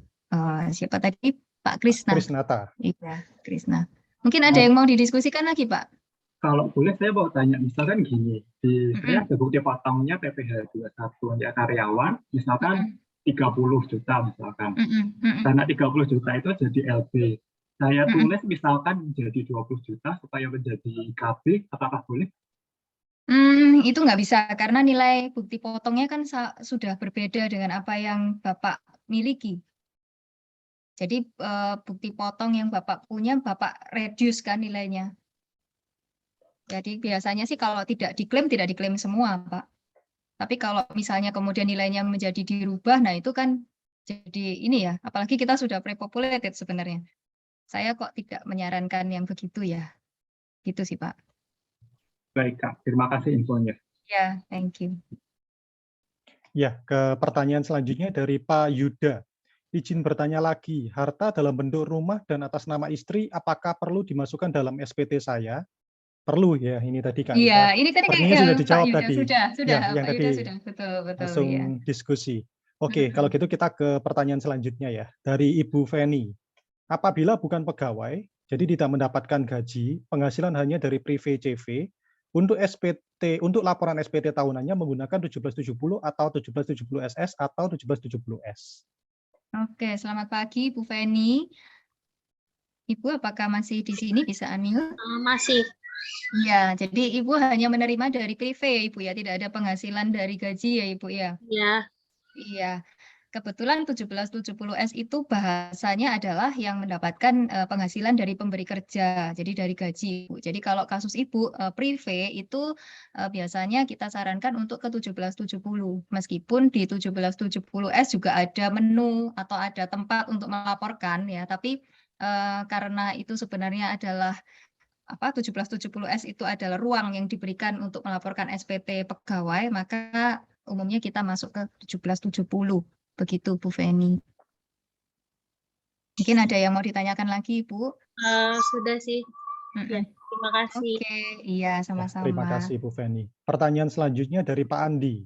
SPT apakah connect dengan LHKPN, laporan harta kekayaan penyelenggara negara ya? Kalau connect, bila ada salah satu yang terlupa lapor, impact-nya bagaimana? Iya, Pak Andi. Aduh, ini Pak Andi, ya Pak, kayaknya PNS Bapak ya, Pak Andi? Siap, ya betul Iya, Kak. Iya. Kalau connect sebenarnya sekarang itu sudah banyak yang connect Pak, tidak hanya dengan LHKPN. Jadi seperti yang tadi Pak John jelaskan, kita sudah punya IOI ya. Jadi DJP itu sebenarnya tahu semua kok Pak. Jadi mereka tahu harta-harta kita itu di mana, terutama yang tercatat oleh pihak ketiga Pak Andi. Jadi tidak hanya dengan LHKPN, jadi harta-harta yang di mana-mana itu di luar negeri juga sudah ada. Kalau ada salah satu yang terlupa lapor, impact-nya ya kalau mereka tahu kita pasti akan ditegur Pak. Artinya ada penghasilan yang kita belum masukkan sehingga kita bisa memperoleh harta itu gitu Pak Andi. Mungkin ada yang mau didiskusikan Pak? Tidak ada, berarti posisinya adalah kalau misalnya katakan untuk di SPT kita lapornya banyak gitu, namun ada miss satu item yang tidak dimasukkan di LKPN sehingga posisinya di LKPN itu kita harus diupdate kembali ya, pun juga sebaliknya ya. Yes Pak, betul. Oke, siap. Thank you Kak. Thank you. Oke, lanjut Kak. Oke, lanjut ke pertanyaan berikutnya. Selamat pagi Kakak, mohon izin untuk bisa men-share materi yang diberikan. Ya, siap. Nanti setelah ini ya, mungkin bareng-bareng kayaknya Kak Andre ya, dengan breakout room yang lain ya. Nanti coba kita confirm dulu ke panitia ya, Kak. Yes. Ya, tapi mungkin untuk yang materi kita hari ini, mungkin nanti akan kita coba share di chat room mungkin kalau bisa, kalau memungkinkan. Yes. Oke. Pertanyaan berikutnya dari Pak Andrew Harsono. Selamat siang, izin bertanya. Saya tahun 2021 baru saja melakukan pembelian rumah secara KPR. Nilai untuk rumah yang dilaporkan sebesar nilai perolehan rumah atau nilai perolehan ditambah dengan bunga selama jangka waktu kredit. Terima kasih. Iya, ini KPR ya, Pak Andrew. Pak Andrew tadi kayaknya ada di sini juga ya. Selamat pagi. Iya, Selamat Pak siang. Andrew. Oke, iya. Jadi kalau rumah secara KPR biasanya kita akan laporkan di SPT di bagian harta, juga di bagian utang ya Pak ya. Kalau bunga umumnya kita masukkan sebagai biaya Pak. Jadi nilai rumahnya itu adalah nilai rumah, nilai yang kita yang nilai perolehan dari rumah tersebut. Kemudian utang yang kita yang masih tersisa itu kita masukkan di bagian utang. Nah, untuk bunganya kita masukkan sebagai biaya, biasanya begitu Pak. Ya, Pak Andrew, mungkin ada yang mau ditanggapi? Pak Andrew? Pak Andrew, apakah sudah cukup jelas? Cukup. Yes, oke, thank you. Ya, terima kasih Pak Andrew. Pertanyaan selanjutnya dari Pak Pradipta. Selamat siang, bagaimana pelaporan SPT jika kita sudah tidak bekerja karena alasan kesehatan? Jadi sudah tidak menerima penghasilan ya Pak ya? Betul, ya Pak. Iya, iya. Ya, Iya, silakan pagi Kak. Pak, pagi Pak. Untuk SPT terkait dengan NPWP yang bagi apa wajib pajak yang sudah tidak memiliki penghasilan, biasanya kita bisa melakukan pelaporan untuk non efektif Pak Pradipta. Jadi usia-usia tertentu kalau memang kita sudah tidak bekerja dan memang dapat dibuktikan bahwa kita sudah tidak bisa melakukan pekerjaan-pekerjaan yang memberikan penghasilan, itu kita bisa mengajukan untuk NPWP non efektif Pak Pradipta. Tapi misalnya Bapak pun tidak mau mengajukan itu, Bapak tetap bisa melaporkan SPT nihil kok Pak. Jadi masih dimungkinkan. SPT-nya nihil, hanya melaporkan harta saja. Oh bisa ya, karena Bisa, kita Pak. terima bukti potong itu, ya. Bapak terima bukti potong dari mana, Pak? Nggak ada, kita nggak terima sudah, kan udah berhenti kan, kita udah nggak bekerja. Iya, pensiun terima nggak ya, Pak? Oh enggak, saya nggak pensiun karena alasan kesehatan. Jadi jadi sama sekali tidak menerima penghasilan. Kalau harta Bapak apakah ada yang menghasilkan, Pak? Kan ada tabungan kebetulan kan dari istri. Istri kan dulu bekerja, cuma karena alasan kesehatan, saya kan perlu dirawat gitu loh. Jadi ada yang menjaga. Jadi istri juga udah bekerja. Gimana ya? Iya, bisa coba diajukan non efektif, Pak. Karena di pengajuan non efektif itu juga mereka akan melakukan penelitian kok. Jadi pihak KPP akan melakukan penelitian. Kalau memang menurut mereka itu Bapak bisa diberikan non efektif, maka akan diberikan. Sehingga Bapak nggak perlu lakukan pelaporan SPT setiap tahun. Tapi jika seandainya dari hasil penelitian mereka menilai Bapak masih belum siap atau belum layak untuk diberikan non efektif, ya tetap lapor SPT nihil gitu. Tapi boleh dicoba, Pak. Boleh dicoba untuk mengajukan WPNE istilahnya, WP non efektif. Lapor harta dan kewajiban yang lain itu ya? Kalau WP non efektif sudah nggak perlu lapor SPT lagi, Pak. Jadi seandainya Bapak ke KPP lalu dapat penetapan sebagai wajib pajak non efektif, maka sejak saat itu Bapak sudah nggak perlu lapor SPT lagi. Sampai dengan nanti kalau Bapak terima penghasilan, nah nanti non efektifnya akan bisa aktif lagi. Oh berarti saya mesti ke KPP. Dicoba aja. Kalau saya saran dicoba aja, kan itu juga salah satu diskresi dari KPP yang memutuskan. Jadi Bapak bisa coba dengan alasan yang Bapak sampaikan, nanti mereka akan melakukan penelitian. Akan dicek apakah Bapak layak untuk menerima penetapan sebagai non efektif gitu loh. Kalau Bapak dapat ya udah SPT-nya nggak usah lapor lagi. Tapi seandainya KPP menilai, oh nggak bisa ini ternyata Bapak masih ada penghasilan dari harta tertentu yang mungkin kan ada gitu ya, sehingga nggak bisa diberikan non efektif, ya sudah Bapak tetap lapor SPT nihil, harta dan kewajiban aja dilaporkan setiap tahun. Oh iya. Gitu. Oke. Terima kasih Pak. Iya, sehat-sehat Bapak. Terima kasih Pak Pradipta. Baik, pertanyaan selanjutnya dari Bu Herawati. Selamat siang, bagaimana pelaporan saham di SPTOP bila saham di perusahaan tersebut ada suami dan istri, sedangkan istri tidak ada NPWP? Oke, Bu Herawati. Bu Herawati masih ada di sini? Masih ada, Kak. Iya, ini maksudnya pelaporan saham di SPT suami. Bila saham di perusahaan tersebut ada suami dan istri, sedangkan ini jadinya pemegang sahamnya adalah suami dan istri, begitu ya Bu Hera? Betul. Oh, dimasukkan di SPT suami, Ibu. Jadi satu. Memang kalau istri tidak punya NPWP, waktu masuk di SPT-nya perusahaan, jadinya keluarnya kan NPWP suami semua itu. Karena kan memang nggak ada NPWP istri. Tapi dimasukkan semuanya. Karena posisi sebagai ibu rumah tangga ya istrinya. Jadi Iya. semua nilai sahamnya dimasukkan ke SPTOP-nya, ke suami itu semua ya nilai sahamnya ya. Yes, Total semua itu. ya. Total semua. Kalau Ibu mau menambahkan keterangan boleh, karena di bagian lampiran harta itu kan ada kolom keterangan. Nah, Ibu bisa memasukkan keterangan atas nama siapa. Oh, saya Gitu. breakdown gitu ya? Saya breakdown. Boleh di breakdown. Misalnya 100 suami, 50 istri Iya, gitu ya. Nah, iya. nanti yang kita Tujuannya masukkan supaya total 150 misalnya. betul, gitu. betul. Supaya kalau dicek ke akte, ke SPT Ya, betul. perusahaan juga Ke akte. connect gitu loh. Ya, betul ke akte. Betul. Betul. Oke. Iya, Oke, makasih. gitu. Makasih banyak, Kak Ika. Sama-sama Ibu. Oke. Terima kasih Bu Herawati. Baik, selanjutnya dari Bu Liana Widarta. Selamat siang, saya izin tanya, saya sudah salah mengisi SPT.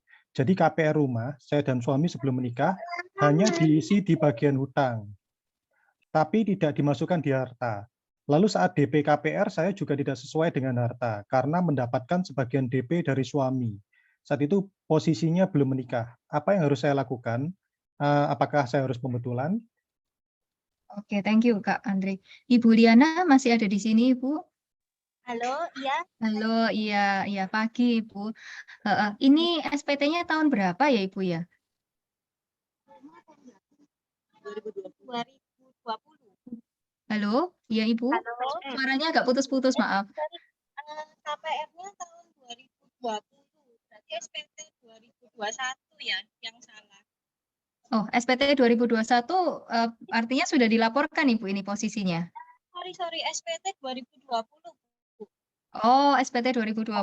Kalau SPT 2020 masih bisa dibetulkan karena kan masih jangka waktunya juga masih belum daluarsa penetapan. Silakan kalau mau dibetulkan Ibu. Oh, kalau nggak dibetulkan jangan ya? Karena ini kan hartanya jadi kurang ya. Jadi rumahnya tidak masuk gitu ya. Iya, jadi di hutang ada tapi di harta ada. Iya, jangan. Terutama kalau itu tanah bangunan ya. Saran saya kalau itu tanah bangunan jangan sampai nggak masuk di SPT. Repot nanti kalau kita mau mengalihkan. Oh, terus kalau punya suami, dia lebih lama sih daripada saya. Karena sebelum menikah sudah punya duluan. Mungkin SPT saya kira tahun 2018 atau 19. Apa gimana? Apa pembetulan bisa atau?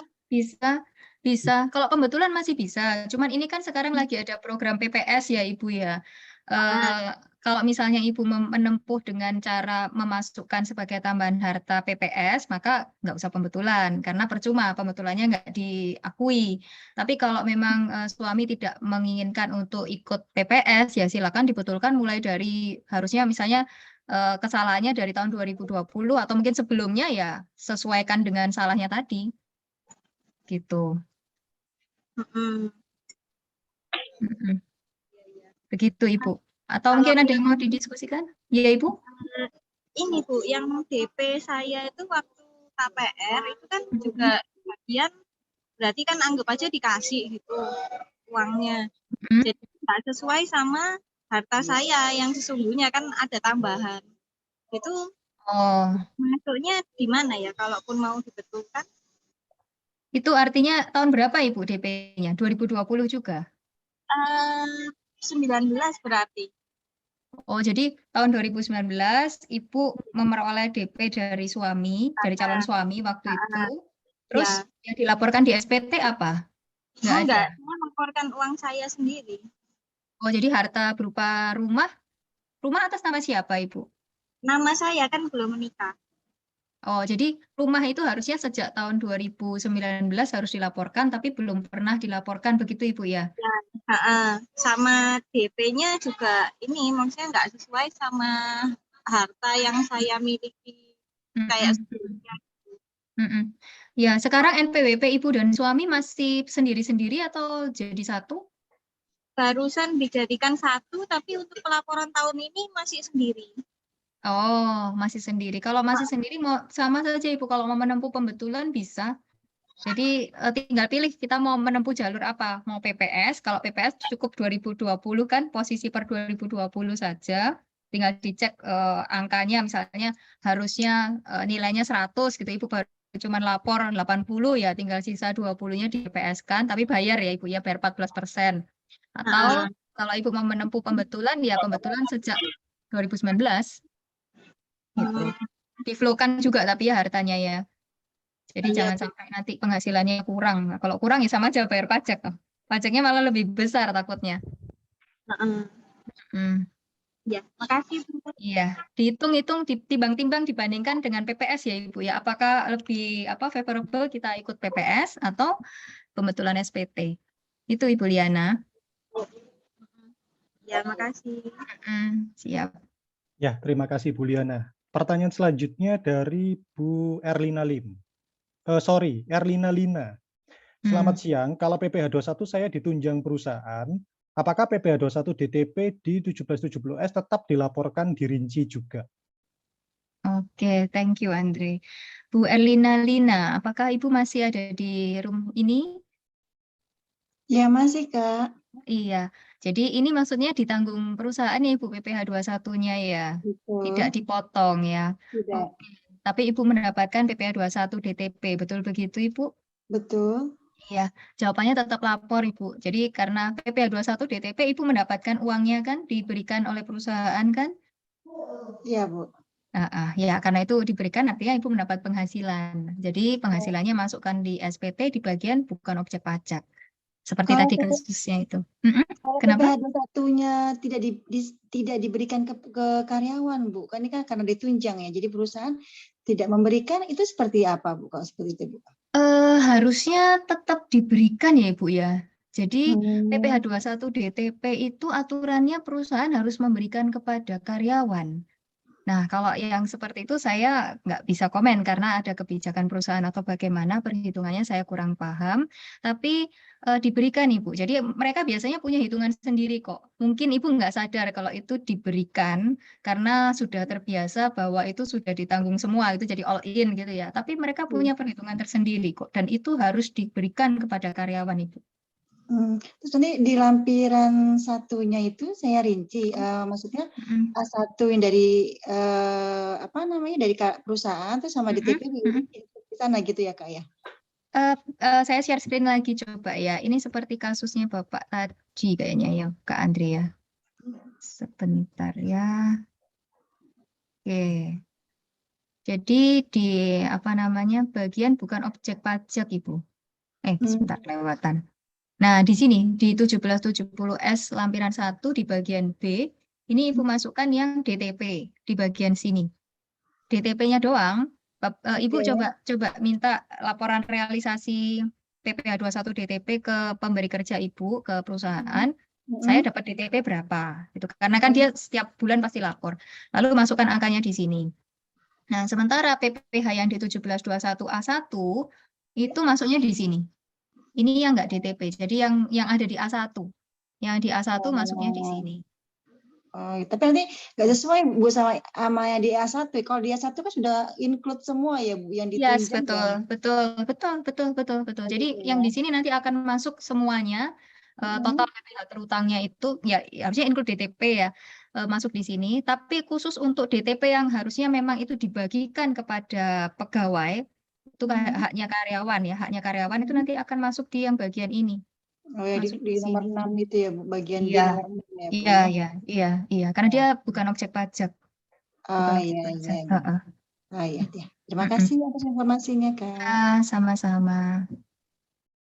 Oke, Baik, ke pertanyaan selanjutnya dari Bapak Ondihon. Siang Kak, jika SPT tahun 2020 masih ada aset rumah, tapi tahun 2021 bulan Juni sudah dijual. Tetapi uang hasil penjualan dibelikan tanah pada tahun 2021, tetapi tanah tersebut atas nama anak. Bagaimana pelaporannya di SPT 2021? Oke, thank you Kak Andre. Pak Ondihon ya, saya panggilnya Bapak Ondihon atau siapa ini? Parlindungan. Parlindungan. Bapak, apakah masih di sini bisa kita komunikasi lebih enak gitu kalau on mute Bapak? Pak Ondihon? Mungkin sudah pindah ya? Mungkin sudah pindah ke kayaknya sudah pindah ke breakout room lain, tapi nggak ada ya sudah ya?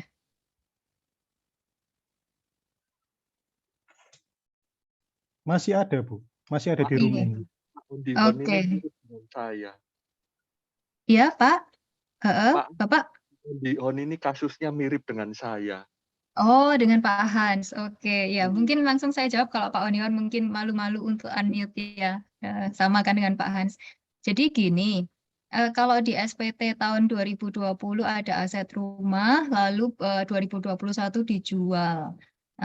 Tapi uang hasil penjualan diberikan tanah dan tanah diatasnamakan anak. Nah, pertanyaan saya untuk diatasnamakan anak tersebut, apakah memang mau dihibahkan kepada anak? Itu pertanyaan yang pertama. Pertanyaan kedua, anaknya usia berapa? Jadi makanya kan kalau Pak Ondihon bisa online lebih enak.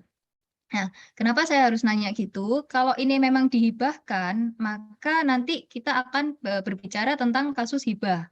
Jadi kalau hibah, kita harus buat akta hibah tentu saja, lalu mengurus SKB untuk hibah ya, supaya bebas, benar-benar bebas pajaknya. Jadi kalau untuk hibah dari orang tua ke anak itu kan harusnya tidak dikenakan PPh.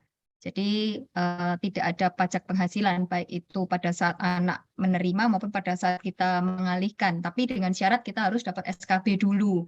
Nah, untuk dapat SKB kita ajukan permohonan ke KPP, nanti mereka akan menerbitkan SKB. Nah, itu kalau memang dalam bentuk hibah. Nah, kalau ini dalam bentuk hibah, otomatis kemudian nanti harta tersebut akan masuk ke dalam SPT anak. Nah, tapi kalau tujuannya bukan hibah dan anak itu memang usianya masih dalam usia belum dewasa, secara pajak itu belum dewasa adalah usia di bawah 18 dan belum pernah menikah. Jadi kalau anaknya memang belum dewasa, ya silakan dimasukkan di SPT Pak Ondihon, di SPT ayah. Karena memang harta dan penghasilan bagi anak yang belum dewasa itu masuk sebagai harta dan penghasilan orang tua. Ya, jadi silakan boleh dimasukkan ke situ. Jadi kita mesti cek dulu Pak Ondihon, ini tujuan di atas namakan anak itu apa dan anaknya usia berapa. Mungkin semoga bisa menjawab Pak Ondihon. Gitu.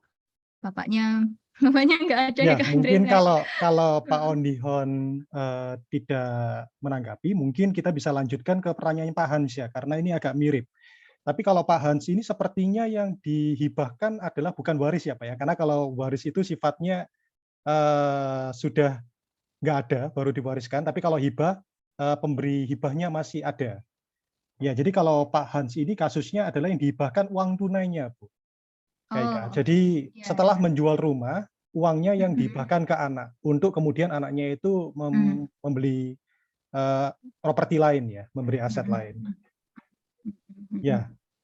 Mungkin Dan Pak Hans sudah tadi ada surat. Oh, ya, lanjutkan dulu Kak Andre, saya kira Ya, belum jadi sudah dibuatkan akta hibah di notaris, kemudian uang yang dihibahkan digunakan untuk membeli rumah baru di bulan Mei 2001. Bagaimana bentuk pelaporan SPT tahunan ayah, bukti pembayaran pajak penjualan dimasukkan di lembar mana, dan surat hibahnya dimasukkan di lembar mana ya. Oh, oke. Ini ada lanjutannya Kak Ika, agak panjang. Lalu bagaimana juga bentuk pelaporan SPT tahunan anak. Surat hibahnya dimasukkan di lembar mana dan bukti pembayaran pajak pembelian dituliskan di lembar mana. Terima kasih. Jadi belum ada SKB. Jadi hanya ada surat hibah dari notaris karena yang dihibahkan uang tunainya Kak Ika. Uang tunai, iya. Iya Pak Hans, kalau bisa unmute lebih enak Pak. Karena ini pertanyaannya panjang ya Kak Andre. Takutnya salah jawab saya. Pak Hans bisa unmute? Pak Hans silakan. Jadi kita berdiskusi secara langsung Pak. Bisa Bu. Iya. Iya, jadi ceritanya ini konfirmasi Pak ya. Takutnya saya salah nangkep dari pertanyaan yang ditulis di chat. Itu Bapak mempunyai rumah, kemudian rumahnya dijual dan yang dihibahkan kepada anak itu bukan rumahnya tetapi uangnya, begitu. Benar, Bu, benar. Oh, oke. Kalau pada saat menjual rumah, artinya Bapak menjual bayar PPh 2,5% Pak ya waktu itu ya? Benar.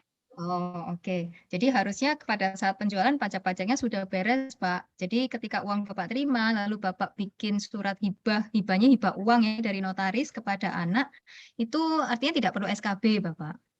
Yang perlu SKB tadi itu adalah untuk yang hibah tanah bangunan. Sehingga Bapak cukup dari surat hibah tadi bisa dipakai oleh anak melaporkan di SPT pribadi anak sebagai bukan objek pajak ya. Jadi dilampirkan SPT-nya melampirkan surat hibah itu lebih bagus. Karena di situ ada apa namanya penghasilan bukan objek pajak berupa hibah, Pak Hans. Kalau di SPT orang tua nggak ada yang perlu dimasukkan ya, hanya rumahnya hilang begitu. Kemudian pasti hartanya berkurang kan kalau seperti itu. Kalau mau melampirkan akte hibahnya juga nggak apa-apa. Begitu, Pak. Maaf Bu, itu tidak perlu SKB ya. Memang pada waktu itu proses pembayarannya dari pembeli rumah saya langsung transfer ke anak. Oh, nggak apa-apa sih itu. Iya, iya. Jadi surat bukti pajak penjualan tidak perlu apa-apakan di SPT tahunan. Untuk SPT Bapak perlu melaporkan di sini, Pak. Sebentar.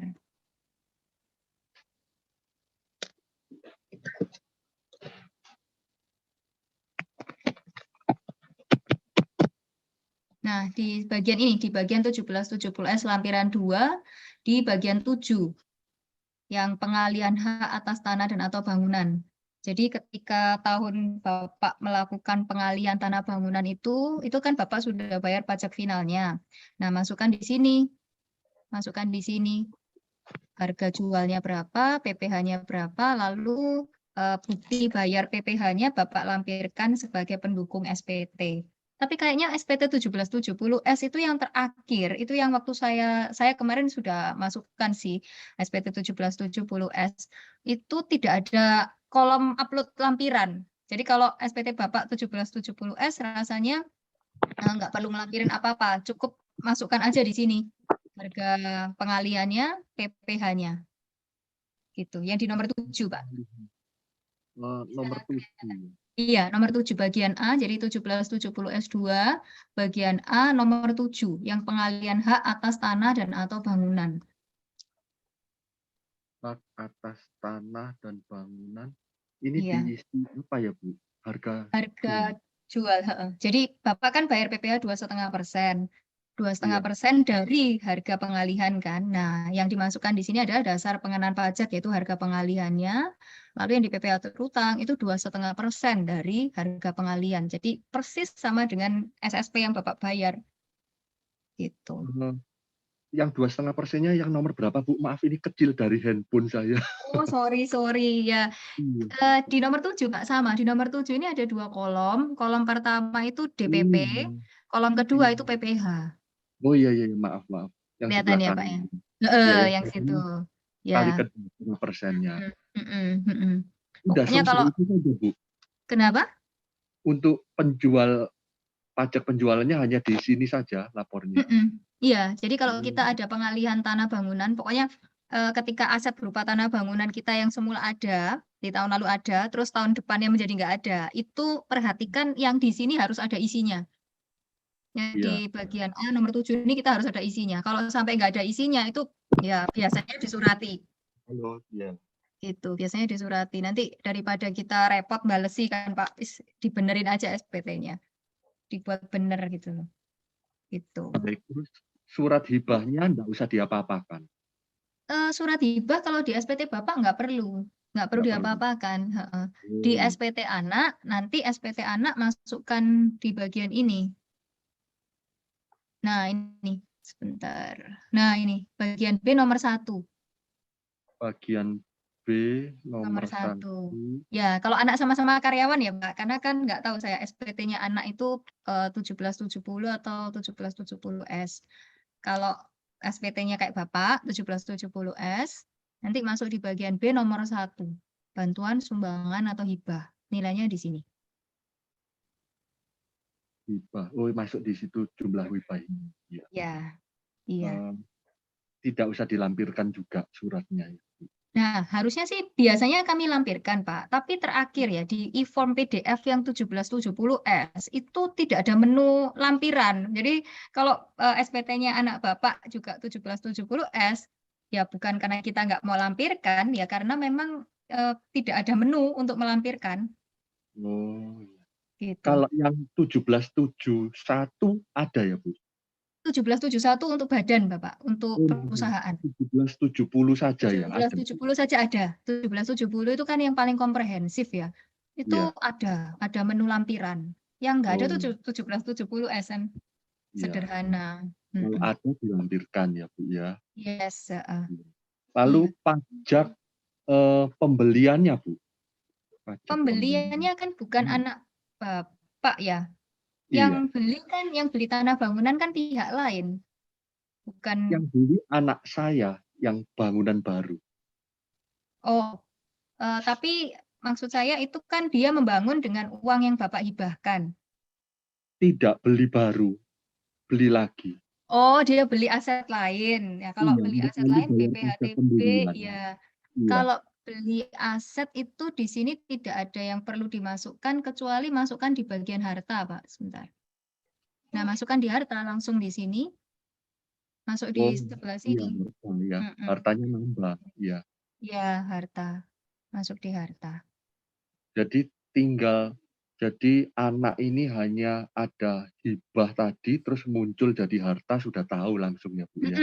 Iya, nah makanya yang tadi saya ilustrasikan bikin kayak kertas kerja itu loh, Pak. Itu membantu supaya kita bisa membandingkan harta awal kita menjadi harta akhir, itu perbuatan kita apa saja, atau di tengahnya itu kita nambah penghasilan, kita dapat hibah, kita keluar uang untuk beli rumah, keluar biaya hidup gitu. Ya, Bu. Kalau gitu. Iya. Maaf, Bu, kembali lagi ke yang ayah, jadi kembali yang ayah, jadi harta ayah langsung hilang ya, Bu. Iya, harta ayah langsung hilang. Jadi di sini hartanya hilang. Tapi jadinya dapat tadi uang itu dengan bayar pajak 2,5% ya, Bu ya. Kalau uangnya Bapak serahkan ke anak, ya Bapak sudah nggak punya uang lagi, Pak. Jadi harta Bapak pasti berkurang. Oh iya, hartanya tapi ya dalam bentuk rumah itu. Iya, kan rumah. Kemudian Bapak jual kan hilang. Lalu Bapak dapat uang. Lalu uangnya Bapak serahkan lagi ke anak. Jadi ya otomatis harta Bapak berkurang. Iya. Tapi enggak pernah masuk ke saya karena langsung itu tadi. Iya, enggak apa-apa. Enggak apa-apa. Kalau di SPT Bapak tinggal cabut saja rumah itu sudah selesai. Rumah dengan bayar pajak jualnya 2,5%. Ya, jadi nanti pajaknya bisa Bapak masukkan di sini, Pak. Kalau bikin ilustrasi yang tadi saya, nah Bapak bisa masukkan sebagai bagian dari biaya hidup ini. Gitu. Oh iya. Cuman satu, Pak, saya yang mau tanya. Ini antara Pak Hans dengan anak itu nggak ada hubungan ini ya, misalnya Bapak pemegang saham di perusahaan yang sama dengan anak, atau anak karyawan di perusahaannya Bapak, misalnya begitu? Oh tidak. Oh, jadi murni ya Pak ya? Iya. Iya, sudah mau pensiun saya. Oh iya, soalnya kalau ada hubungan seperti itu, ada hubungan kepemilikan, ada hubungan usaha, pekerjaan, itu hibahnya jadi nggak bisa masuk di yang bukan objek pajak gitu loh Pak. Tapi kalau murni tidak ada hubungan seperti itu ya sudah, ya betul masuk ke bagian yang tadi. Oh iya, Bu. Iya Pak. Kebetulan saya kalau sudah mau pensiun, sudah dihibah-hibahkan gini, sebetulnya saya sudah tidak ada penghasilan, itu bagaimana? Sebab sudah lama mau ditutup penutupan NPWP, tapi katanya kalau masih ada rumah ini nanti dijualnya harus pakai NPWP, bayar pajak, sebagainya. Nah ini sekarang kalau sudah terjual, terus saya sudah pensiun, mohon saran, apakah saya tutup NPWP atau bagaimana? Iya, kasus Bapak mirip dengan Bapak yang tadi ya, yang karena alasan kesehatan juga sudah tidak berpenghasilan. Jadi kalau kasusnya Bapak bisa coba aja ajukan permohonan untuk non efektif Pak Hans ke KPP. Nah, tapi ya itu nggak tahu saya apakah KPP memberikan blast untuk Bapak dapat non efektif atau tidak. Karena kalau dari pengalaman saudara saya, itu malah KPP sendiri yang memberikan, Pak. Jadi waktu itu om saya itu dia dulu pengusaha mebel, tapi sudah nggak berusaha lagi, sudah tua. dia kebetulan ke KPP gitu berdua dengan istrinya yang sudah tua begitu. Terus pihak KPP ngelihat, jadi pada waktu dia masuk menyerahkan SPT itu AR-nya ngelihat, aduh bapak ini sudah nggak sudah ya maksudnya sudah sepuh begitu, nggak punya penghasilan lagi, malah dikasih sama dia langsung wajib pajak non efektif tanpa mengajukan permohonan. Nah itu yang pernah apa namanya terjadi. Nah, kalau misalnya Bapak mau mencoba, coba saja mengajukan secara sukarela Pak ya, secara mandiri, penetapan untuk non-efektif. Memang NPWP nggak bisa dicabut Pak, karena NPWP orang pribadi itu bisa dicabut kalau yang bersangkutan dalam arti maaf sudah tidak ada, maksudnya sudah meninggal dunia. Sehingga kalau kita mau mengajukan yang paling mungkin untuk orang pribadi adalah non-efektif, dengan alasan ya tadi, tidak bekerja, sudah tidak berpenghasilan, sudah tua, usia, dan segala macam. Itu. Dicoba aja Pak Hans. Dicoba. Itu, Pak. Oh iya baik. Oh maaf Bu Ika, saya lupa. Ternyata masih ada deposito. Berarti Iya. masih diperlukan NPWP ya. Ya, kalau masih ada passive income sulit Pak. Kalau sudah nggak ada, bisa dicoba. Iya, Gitu. baik. Tapi iya, deposito kan final Pak soalnya PPh-nya. Ya siapa tahu boleh. Coba saja. Nggak ada salahnya maksud saya kalau kita coba, siapa tahu dapat bless, dapat non-efektif. Kalau enggak ya sudah, nothing tulus maksud saya Pak. Maaf Bu Ika, tapi maksudnya secara administrasi pihak perbankan, kalau saya non-efektif, apakah bisa buka deposito? NPWP masih ada Pak, nggak dicabut. Non-efektif itu hanya tidur. Hanya tidur, ya. Hanya statusnya non-efektif, jadi tidak perlu laporan. Lapor SPT, ya, nggak perlu lapor SPT. Tapi ya, khawatirnya memang kalau ada deposito gitu belum dikasih bless sih, tapi ya nothing tulus ya. Kalau saya mau dicoba dapat ya sudah, nggak dapat ya sudah. Iya, Gitu. terima kasih banyak Kak Iya.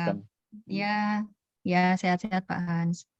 Ya, Oke, saya kembalikan Kak Andre. Iya, Kak Ika, terima kasih atas jawaban-jawabannya untuk pertanyaan-pertanyaan dari Bapak Ibu. Semoga dapat menjawab semua kebingungan, ya. Mungkin bisa memberikan sedikit pencerahan untuk Bapak dan Ibu hari ini.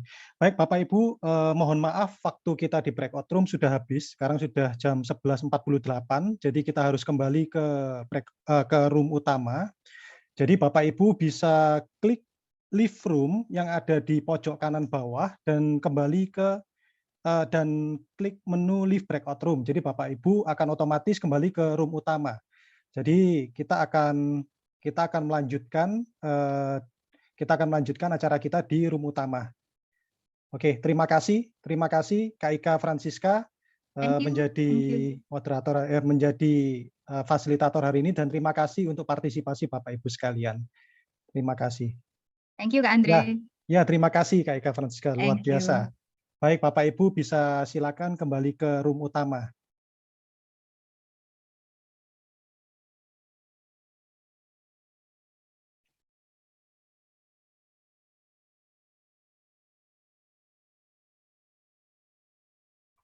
Untuk kembali ke room utama, Bapak Ibu bisa klik leave room di pojok kanan bawah dan pilih leave breakout room. Jadi otomatis akan kembali ke room utama.